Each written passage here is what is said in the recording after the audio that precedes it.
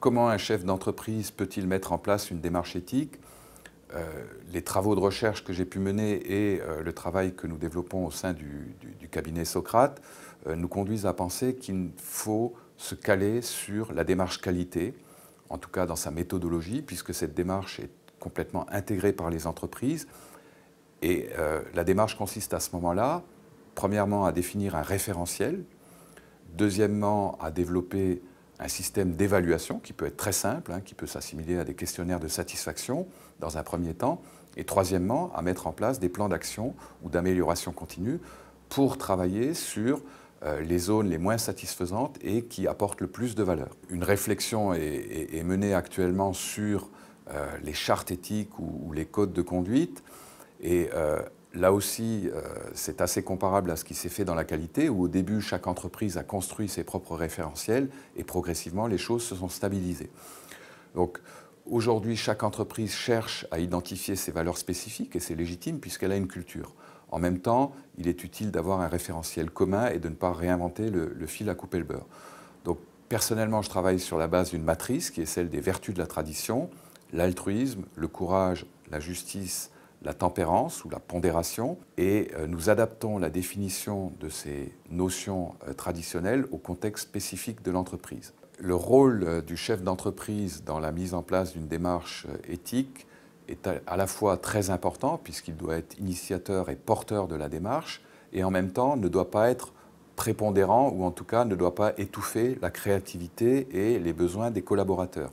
Une des difficultés des démarches éthiques, y compris dans les grandes entreprises, c'est qu'elles sont définies top-down, comme on dit dans le vocabulaire de la gestion, c'est-à-dire que ça part d'en haut et puis qu'ensuite les collaborateurs reçoivent comme une Bible la charte éthique à laquelle ils n'ont pas contribué et y adhèrent difficilement.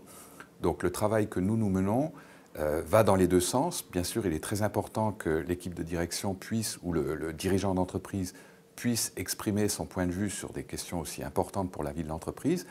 Mais si l'on veut que ce référentiel soit pris en main et utilisé réellement par l'ensemble des salariés de l'entreprise, il faut que leurs préoccupations quotidiennes soient prises en compte. Donc nous créons des groupes de travail et nous identifions dans chaque fonction, la vente, les achats, la finance, etc., les questions d'éthique qui se posent pour travailler sur des cas très concrets et à partir de là, identifier des lignes de conduite.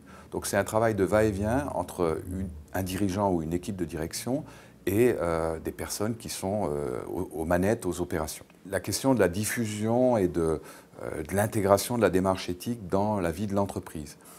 Alors je viens d'évoquer la co-construction ou le développement en commun du référentiel éthique. C'est déjà un élément très important. À partir du moment où chacun a pu donner son point de vue, s'exprimer, participer à la rédaction d'un code de conduite, si on veut utiliser ce terme, il sera beaucoup plus facile de le faire vivre puisque les équipes vont s'en servir dans la prise de décision.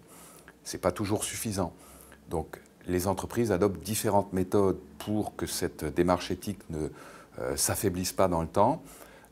Une des méthodes consiste à l'intégrer aux éléments d'évaluation des responsables des différents services.